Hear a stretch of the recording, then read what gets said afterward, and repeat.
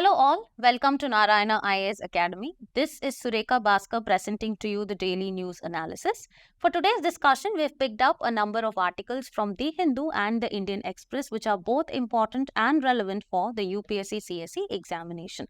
Now let us have a look at the topics one by one.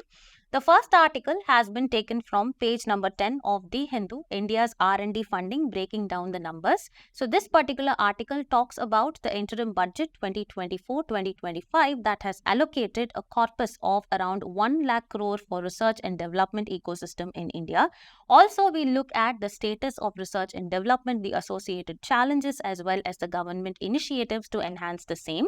The next article has been taken from page number 11 of The Hindu, Higher Engagement, Better Learning. So this actually discusses about the annual status of education report 2023 and its observation regarding the enrollment of the individuals from age 14 to 18 as well as the necessary challenges that are associated in India's education system. Moving forward, the third article has been taken from page number 26 of the Indian Express, FBR as well as energy security.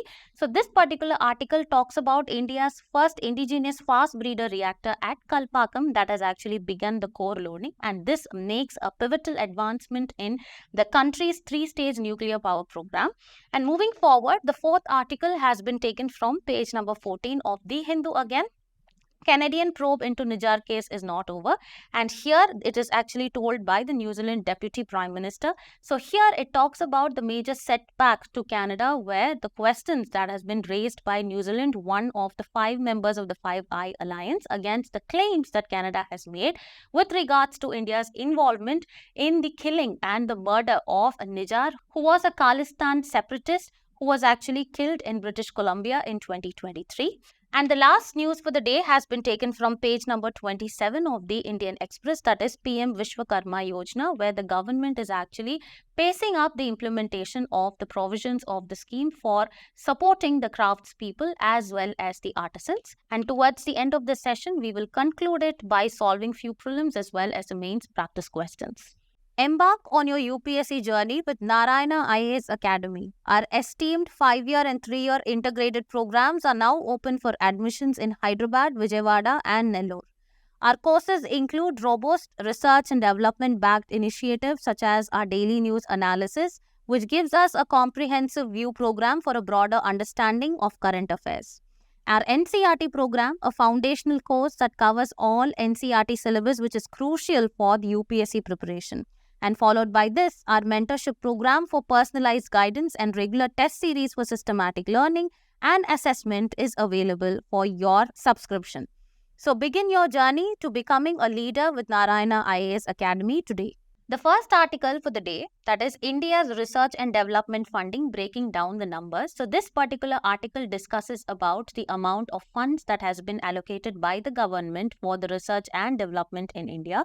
And it is also important to note that the interim budget of 2024-2025 has allocated a corpus of around rupees 1 lakh crore for research and development ecosystem in India.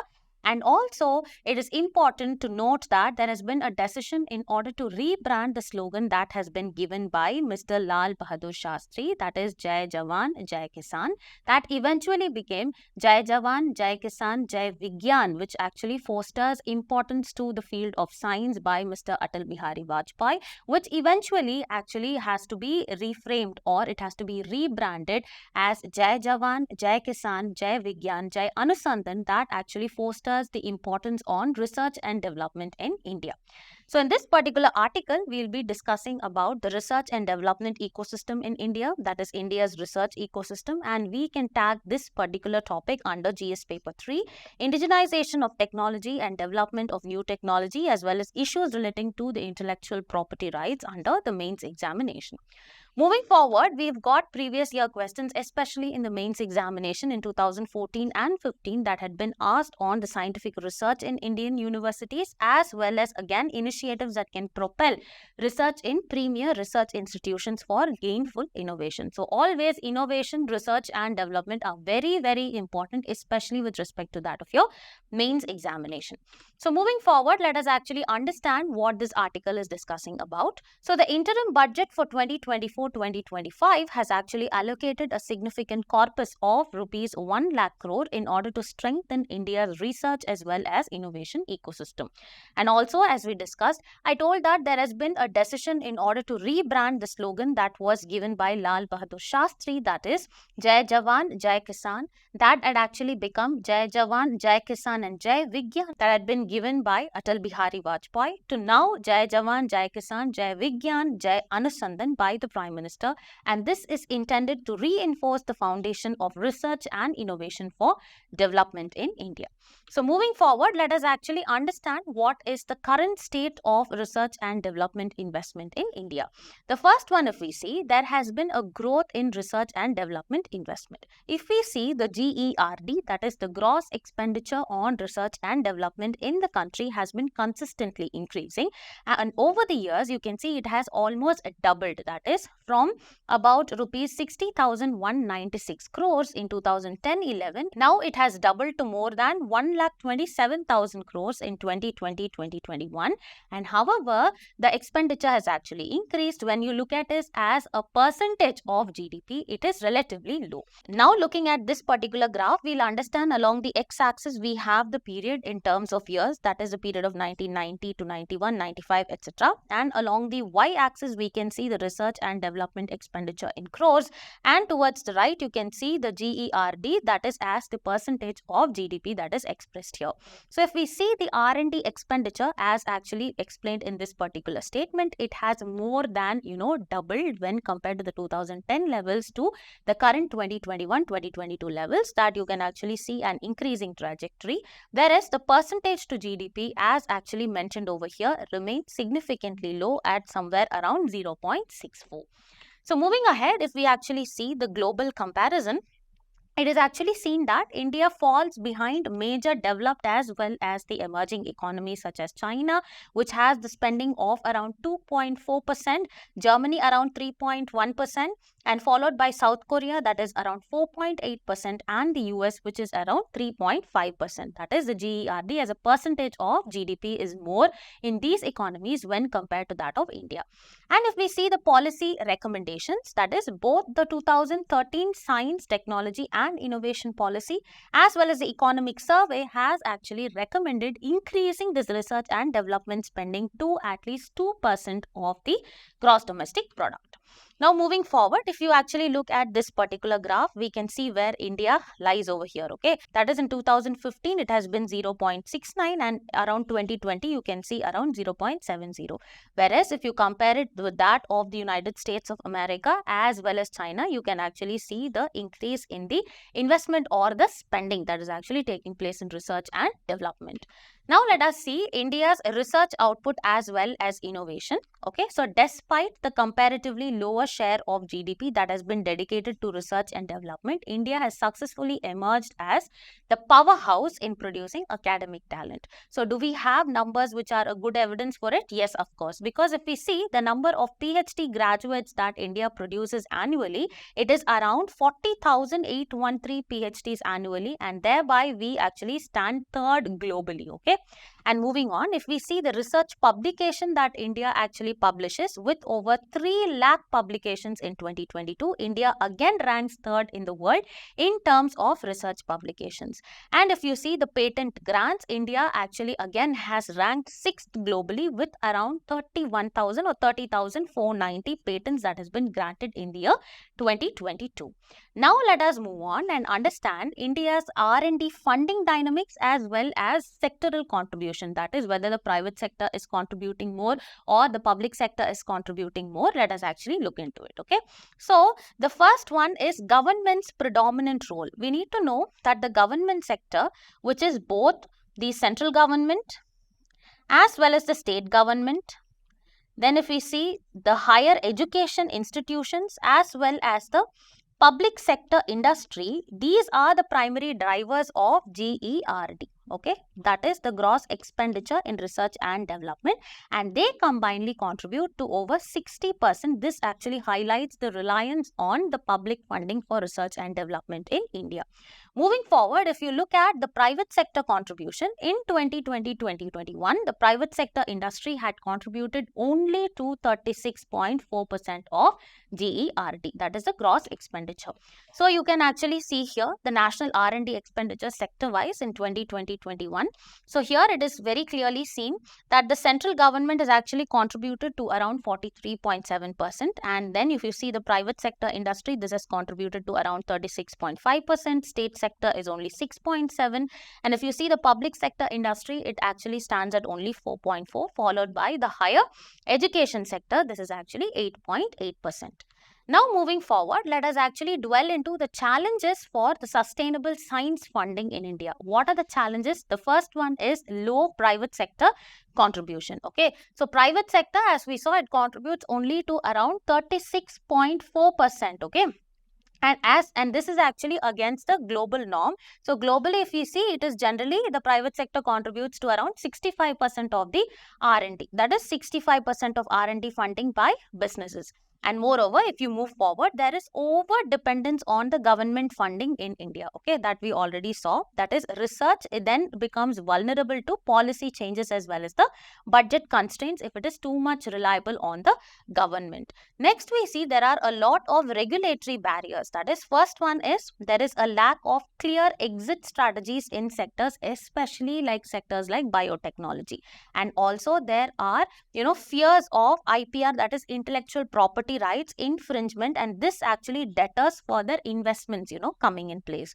And also we have bureaucracy as well as red tapeism in granting the, funds, and this can actually become cumbersome as well as time consuming. And the last one, if you see, the major challenge for this is the underutilization of the budget, especially if you see the departments like the departments of biotechnology as well as the Department of Science and Technology, they underutilize the budget around only 72% and 61% respectively, and this has actually been a recurring and a persistent issue. So moving forward, let us actually look at few of the strategies which are involved in improving R&D funding in India. First one is there has to be public-private partnership in order to leverage the strength of both the sectors in research as well as development. That is, both the sectors have to actually invest a proper amount of share, that is public as well as the private sector, in R&D. Moving on, there has to be optimized budgeting which will address the underspending and underutilization of funds, especially by the Department of Biotechnology as well as Department of Science and Technology, as we discussed. Next is investor incentives actually have to be given. What are these incentives? In terms of tax rebates as well as provide clear regulatory roadmaps for the same in the future. Next one, there has to be capacity building of the bureaucrats. That is, we need to enhance the government officials' capability in the project evaluation as well as monitoring the same. Moving forward, there has to be a collaboration between the academia as well as the industries. What does this mean?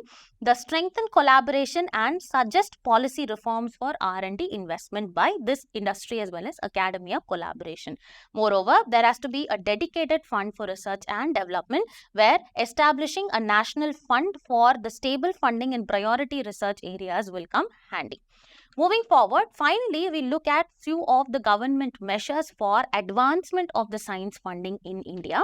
So the first one is National Research Foundation. So this has actually been announced in the Union Budget 2021-22 in order to fund as well as promote research across various disciplines. The next one is Atal Innovation Mission in order to foster innovation as well as entrepreneurship with the establishment of Atal Tinkering Labs as well as Atal Incubation Centers. Moving ahead, the next initiative is the PMRF scheme, that is the Prime Minister Research Fellow Scheme, which actually offers substantial scholarships, especially to the PhD scholars at IITs, IISc in order to realize the research potential of them. Moving forward, we have the Make in India and the Digital India scheme where they actually involve the R&D sectors like electronics as well as information technology. The next one is the SERB, that is the Science and Engineering Research Board, which supports basic research in emerging areas of science and engineering, which is a statutory body under Department of Science and Technology. And finally, there is Technological Development Board, that is the TDB, which is a statutory body under DST, that is the Department of Science and Technology, which provides financial assistance for any kind of research and development projects in the industrial sector. The next article that we'll be discussing about is higher engagement, better learning. So this particular article discusses about the annual status of education report 2023 that has observed that around 86.1% of the individuals belonging to the age group of 14 to 18 are enrolled in various educational institutions. But the sad and the concerning part is that 1/4 of them are not able to read a class 2 level text fluently in regional languages. So in this particular article, we'll be discussing about what is the plight or the state of education in India and what is this particular annual status of education report 2023 has observed with respect to that of the enrollment.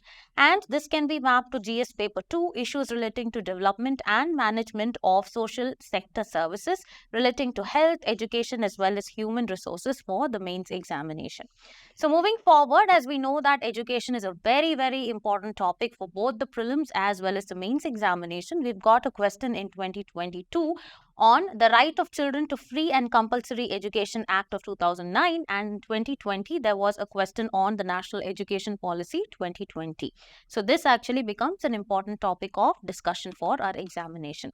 So moving forward, let us actually look at what this particular article is talking about. So the annual status of education report 2023 actually states that more than 86.8% individuals in the age group of 14 to 18 are enrolled in various educational institutions, but around 1/4 of them cannot read a class 2 level text fluently in the regional languages, which is of course very, very, very concerning.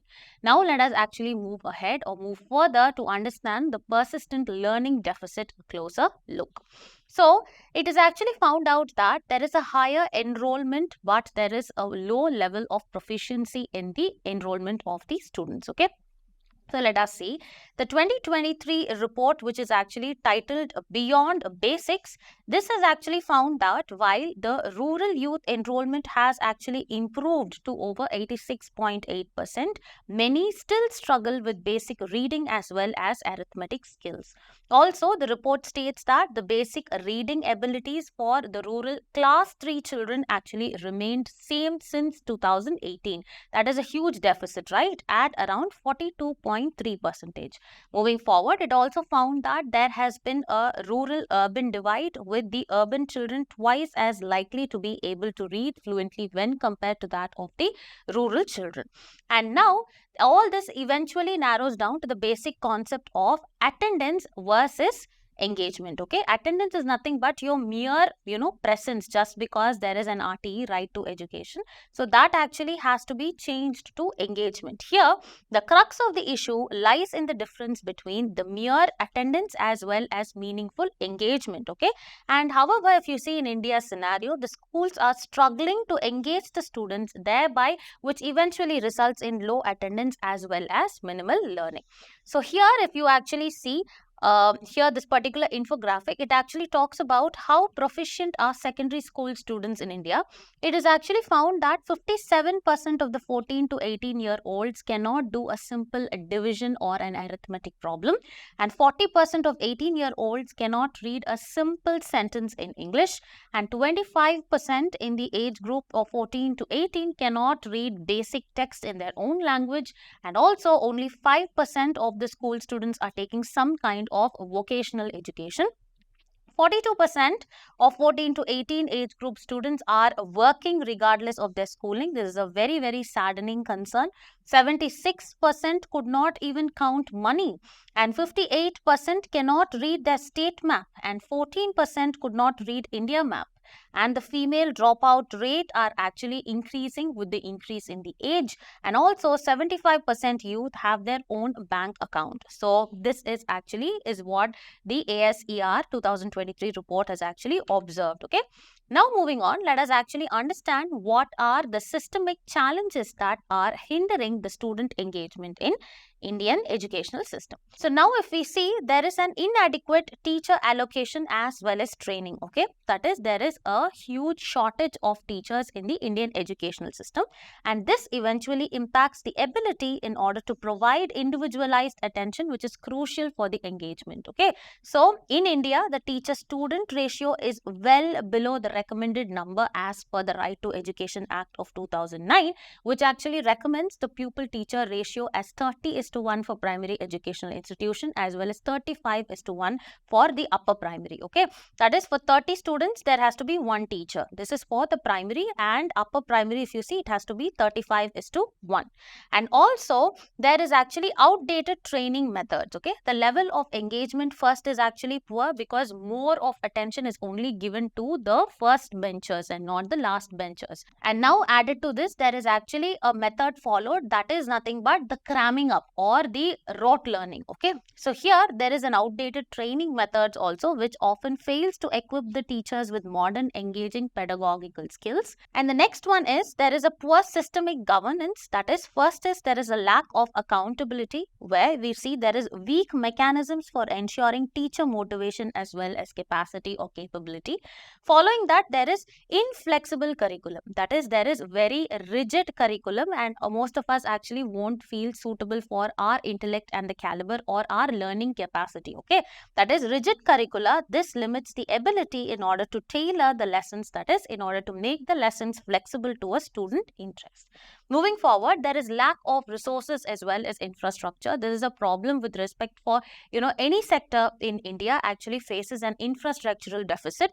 That is, significant number of schools, especially in rural India, is actually very less, and they lack basic educational resources. Okay, whether in terms of book or whether in terms of toilet facilities, the midday meal schemes and other things associated. Next is, there is limited access to libraries as well as science labs, and this actually limits the hands-on learning opportunities for the children. Moving forward, there are outdated teacher practices. That is, there are reliance on a lot of rote learning, as we actually discussed, which actually focuses more on memorization rather than logical as well as dynamic thinking, as well as engagement, or a kind of discussion that actually happens between the teacher as well as the students. That is, it focuses on memorization over critical thinking, and it fails to stimulate interest as well as engagement in the classroom. Also, there is a lack of interactive teaching. Here, what is the problem? Many teachers do not use interactive method. That is because of a lack of training as well as support that is actually given to them. Moving forward, now let us understand the classroom environment. That is, what are the current practices versus what can be the ideal approaches for an engaging, classroom environment. The first is, if we see in many classrooms across India, we see that the focus of teaching is disproportionate. That is, especially the focus is given to the students who sit at the front, often ignoring our backbenchers. So here, backbenchers, you need to be very careful. And this approach, coupled with a reliance on rote learning method as well as minimal teacher-student interaction, as we discussed in the previous this one, has led to a lack of cognitive as well as emotional engagement among the students, okay, as well as between the student as well as the teacher. And in contrast, if you see in an ideal classroom, the environment would see every student will be actively participating, immaterial or irrespective of whether you are seated in the front or behind. And here, the teaching methods will actually include encouraging discussions as well as active learning. There has to be a lot of dynamic as well as analytical thinking that actually has to be given to you, and there has to be a lot of problem solving and hands-on learning. And such environments, they not only engage the students cognitively but will also make them the learning process more inclusive as well as effective in the longer run. So moving forward towards meaningful learning, what can be the policies as well as the practice? First one is, there has to be advocacy of shift from the right to education to right to learning. Okay, so there is actually, as I told you, a difference between what is a mere attendance versus engagement, right? So similarly, there has to be a shift from right to education to right to learning, where there has to be a focus given on ensuring access on meaningful, engaging, effective learning experiences. Followed by that, emphasizing systemic reforms as well as improved classroom techniques actually have to be there. This is nothing but addressing the root causes of learning deficit with comprehensive systemic reforms actually has to be there, and then simple changes in the classroom techniques. This can lead to higher engagement. For example, if you see, there has to be structured lessons. This will foster high quality teacher-student relationship as well as also promote the student autonomy, and the confidence is actually built in the student. Next one, there has to be prioritizing foundational literacy as well as numeracy skills. This is nothing but it is a crucial step towards meaningful learning, and prioritizing development from an early age becomes a part of this foundational literacy and numeracy skills. The next article that we'll be discussing about is fast breeder reactor and energy security, and this particular article discusses about India's first indigenous fast breeder reactor at Kalpakkam that has actually begun the process of core loading, which we'll actually discuss very shortly, and this actually marks a pivotal advancement in India's three-stage nuclear power program. Okay, so in this particular article we'll be discussing about what are fast breeder reactors and also understand what is India's three-stage nuclear program, and this can actually be mapped to current events of national and international importance under prelims and under GS paper 3 energy, science and technology for the mains examination. So moving forward, there have been previous year questions, especially in the prelims examination in 2011, followed by 2017, where questions on the functioning of heavy water in nuclear reactor. And the next question is nuclear security summit had been asked in the prelims examination. Thereby, the nuclear power programs as well as the status of nuclear power in India, the summits as well as the functioning of the nuclear reactors become very, very important, especially for the prelims examination. So moving forward, let us actually look at what this particular article talks about. So India's first indigenous fast breeder reactor at Kalpakkam has begun the core loading, which we'll actually look into what it is, marking a pivotal advancement in the country's three-stage nuclear power program. So now let us actually understand what is this process of core loading. Okay, so before that, we need to understand what is a nuclear reactor. Okay, so a nuclear reactor is a device that consists of nuclear fuel cells or rods that actually undergo the nuclear fission reaction in order to generate electricity. Okay, so this is a nuclear reactor. For example, if you see a nuclear reactor, it is a system or a device that is actually set up with the core, gas blower, heat exchanger, etc., where it is fitted with the nuclear fuel material that will undergo the fission reaction, ultimately, resulting in the generation of electricity. So what is this process of core loading? The process of core loading is nothing but it is placing the nuclear fuel rods or the assemblies inside the reactor's core. For example, if you look at this particular diagram, you can see that this is the core of the reactor where the fuel rods are actually placed inside the core of the reactor. And why such a setup is necessary? Because this will help in preparing the nuclear reactor for operation. Okay, that is for the functioning, leading towards achieving the criticality. So what is the meaning of criticality? It is nothing but a point where the reactor starts self-sustaining chain reactions. Okay, and this process signifies the reactor's readiness to begin power generation. So now let us actually move forward. Let us understand what are fast breeder reactors. Okay, so fast breeder reactors are a type of reactors that produce more fissile material than they actually consume. So for that, we need to understand what are the fissile material versus fertile material. So before that, we need to understand why these are called as the fast breeder reactors, because fast actually signifies because it uses fast neutrons for the fission process, as compared to that of the conventional reactors, which actually use the thermal or the slow neutron. So if you see, the fast breeder reactors are a type of nuclear reactors that produce more fissile material than what they actually consume, and then the fast neutrons are actually used for the fission process as against the conventional reactors which use thermal or slow neutrons. Now if you see the difference between the fertile and the fissile material, if you see this particular tabular column, fertile isotopes are those which cannot, undergo a sustained chain reaction. Okay, so they actually have the capability of converting into fissile eventually. So fertile isotopes are atoms that can convert into fissile isotopes, and by voluntarily or by nature, they actually do not have the capacity to undergo a sustained chain reaction. Also, example include thorium-232 as well as uranium-238.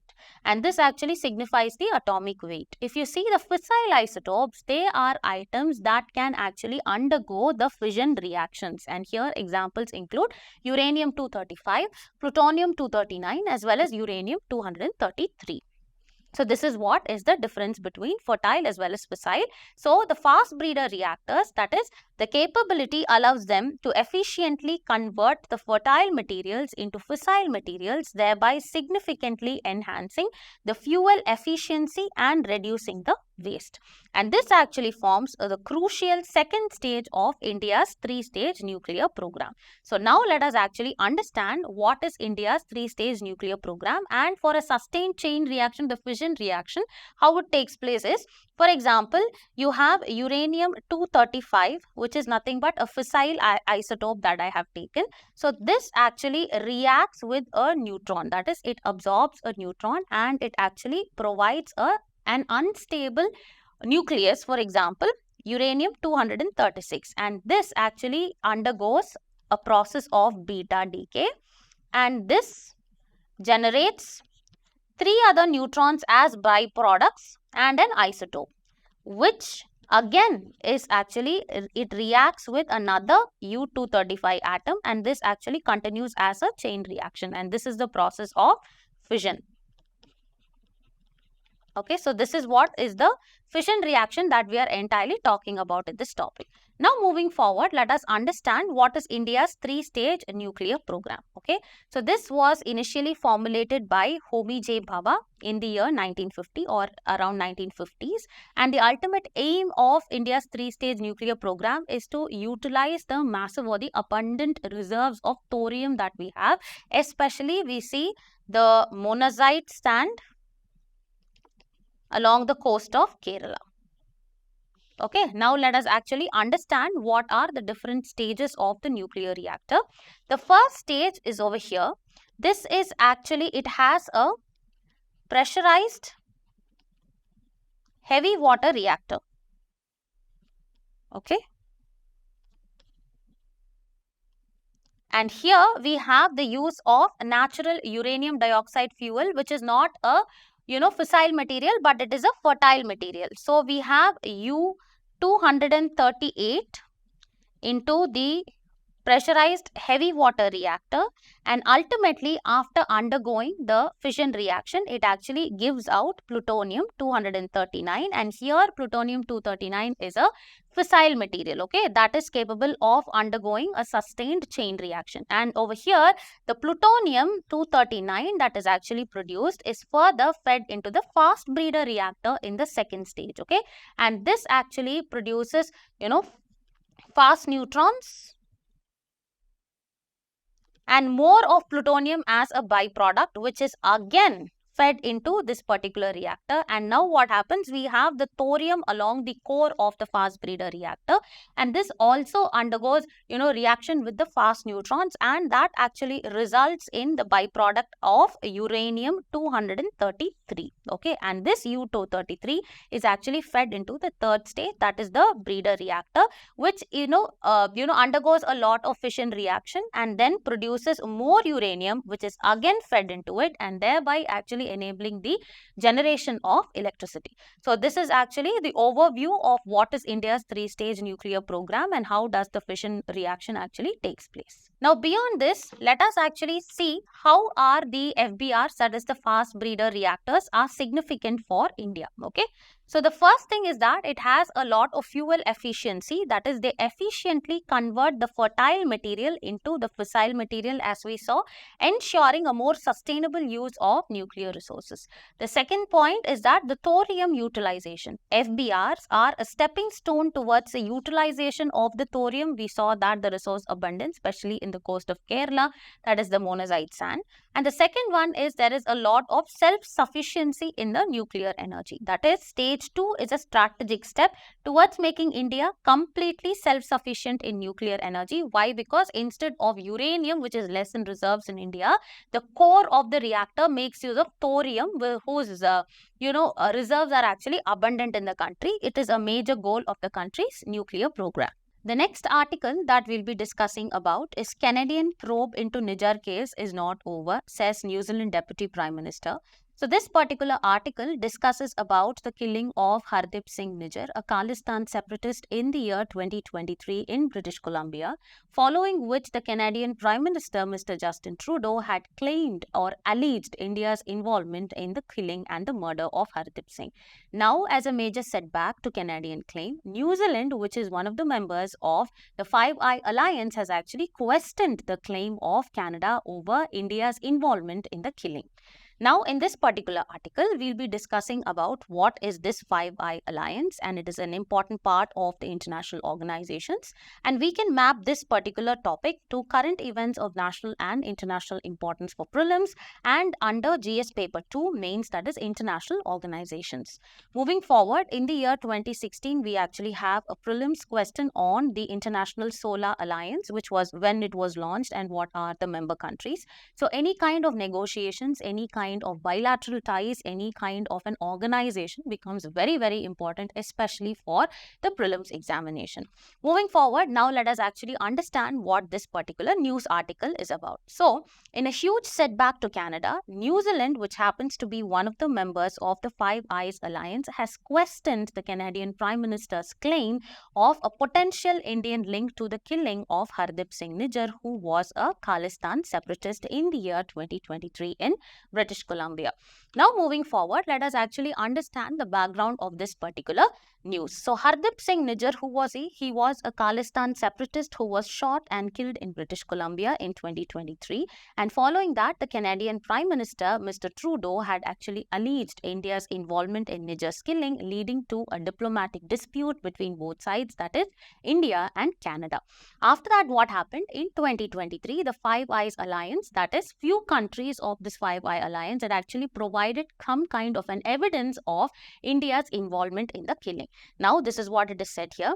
In September 2023, Canada's charge about India's involvement was backed by the Five Eyes Intelligence Alliance. Now, it is very, very important to understand the Five Eyes Alliance, especially for the prelims examination. Okay.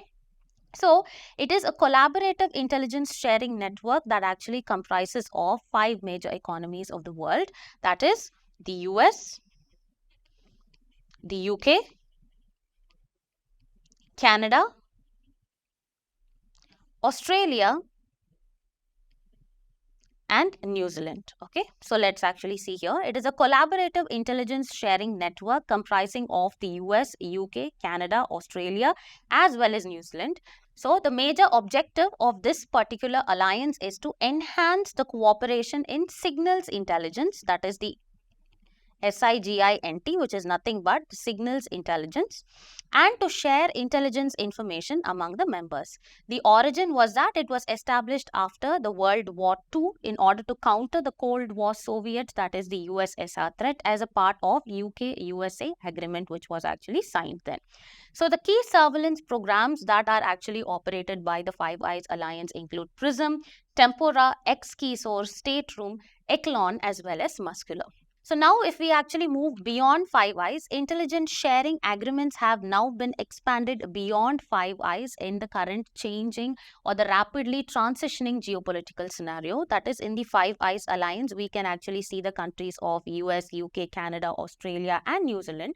And then we have another organization called as the Nine Eyes Alliance, which apart from the Five Eyes contain countries like Netherlands, then France, Denmark, as well as Norway. And then apart from the Five Eyes as well as the Nine Eyes. There is a 14-Eye Alliance which actually includes the countries of Belgium, Italy, Germany, Spain as well as Sweden. So apart from the Five Eyes, Nine Eyes and 14 Eyes Alliance, it is important to know the world premier intelligence agencies, such as we have the RAW in case of India, that is the research as well as the analysis wing. And then we have the Central Intelligence Agency by the United States. And then we have the Mossad by Israel. Then we have other things like Inter-Services Intelligence as well as Australian Security Intelligence Organizations, etc. So all these facts actually become important for your prelims examination.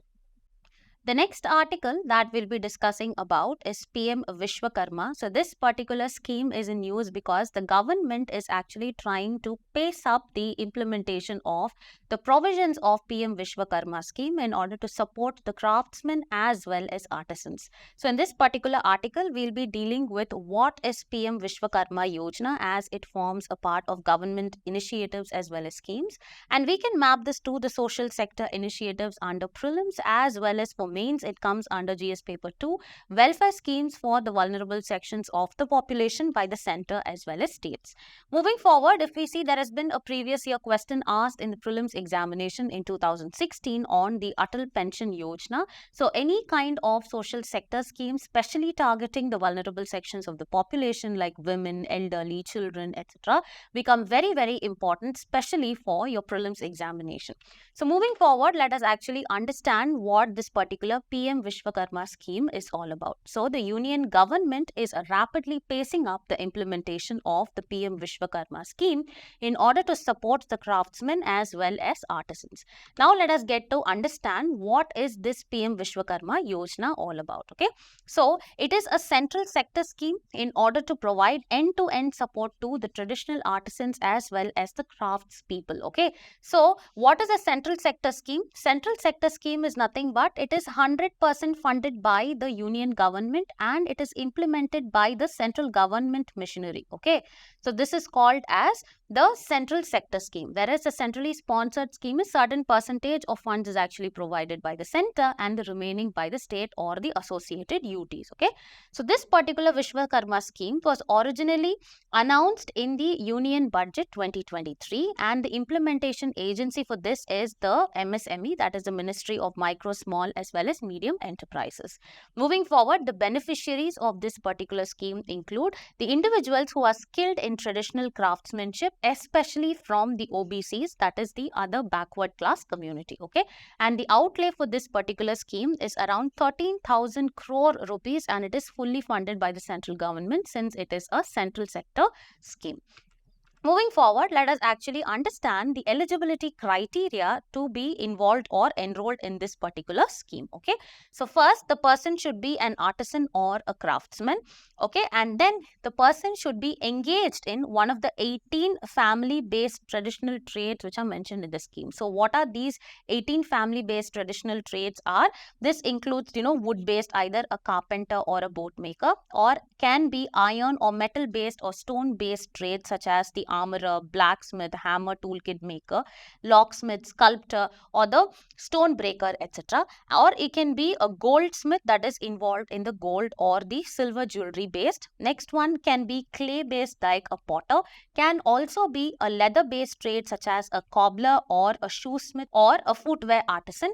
And moving forward, can be architecture or construction in origin such as a mason or a mason.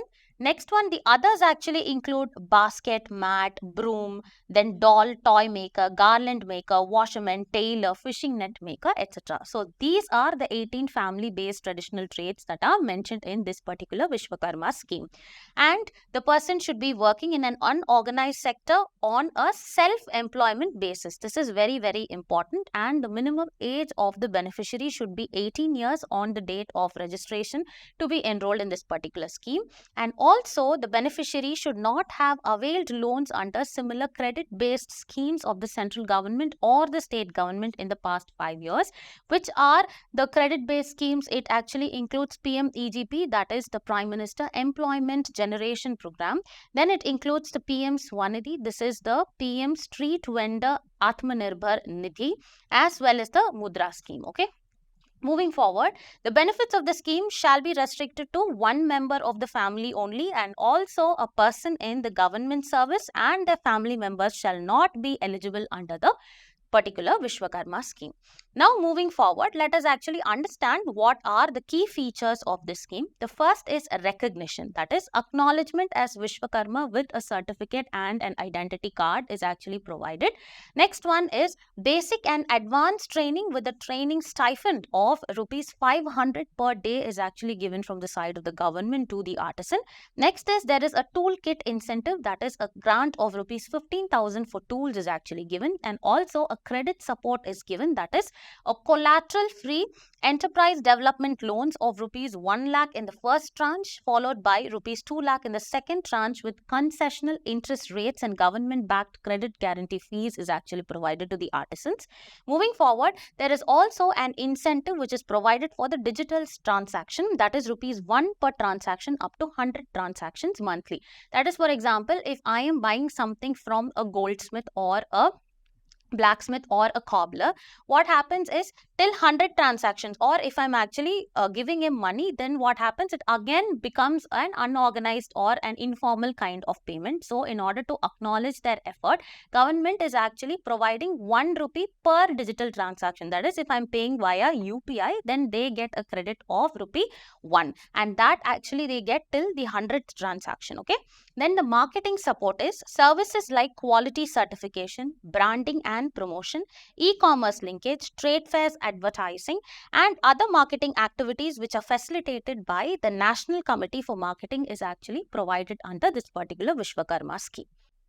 Now let us solve few prelims as well as mains practice question. The first question reads, which among the below countries are not a part of the Five Eyes Alliance? The first one is India. Yes, it is not a part. US is a part. France is not a part. Canada is a part, as well as Australia is a part. So going by the options, select the correct answer using the code given below. So by the options, only India and France are not a part. So the answer is B, that is 1 and 3 only. Moving on to the second question, consider the following statements about the PM Vishwakarma Yojana. It is a central sector scheme. Yes, it is correct. Beneficiaries must be 18 years or older and not have availed similar government loans in the past 5 years. Yes, this is also correct. The scheme is partially funded by the central government. This is actually wrong since it's fully funded by the central government. Since statements 1 and 2 are correct, the answer will be option A. Now, the third question is, consider the following statements regarding the fast breeder reactors. Fast breeder reactors produce more fissile material than they consume. This is correct. Unlike conventional nuclear reactors, which primarily use fast neutrons, FBRs utilize slow thermal neutrons for fission process. This is actually wrong. And FBRs form the first stage of India's 3-stage nuclear program. This is also wrong because it forms the second stage. So going by the statements, the answer will be option A, only one, since the statement 1 only is correct. Moving forward, question number 4. In the realm of nuclear reactors, what does the term criticality signify? It actually signifies the moment when a reactor starts a self-sustaining chain reaction. So, since statement B is actually correct, the answer is option B. Moving on, the fifth question, which of the following are the functions of the Anusandhan National Research Foundation? So this actually prepares roadmaps for research and development in India. This is actually correct. It provides grants for research proposals. This is also correct. The next statement is undertaking annual surveys of scientific research outcomes and spending. This is actually wrong. So since only 1 and 2 are correct, the answer will be option C, 1 and 2 only. Now let us solve a mains question. The mains practice question reads, justify the need for sustainable research and development funding in the Indian economy. Why is there a gap between the R&D expenditure between India and major economies of the world, and suggest remedial measures to be taken for increasing R&D funding in India? So the approach to this particular question has been broken down into introduction, body as well as conclusion, and we will actually start the answer by highlighting the significance of R&D for the economic growth as well as innovation, how it is important for the global competitiveness of the country, and setting the stage for a discussion on the current state of R&D funding in India. Moving on, in the body, we'll be discussing about the gap in the R&D expenditure between India when compared to the major economies of the world like US as well as China. And moving on, we will actually highlight the reasons for the disparity, such as the low private sector contribution. There are a lot of regulatory hurdles as well as over-dependence dependence on the government funding.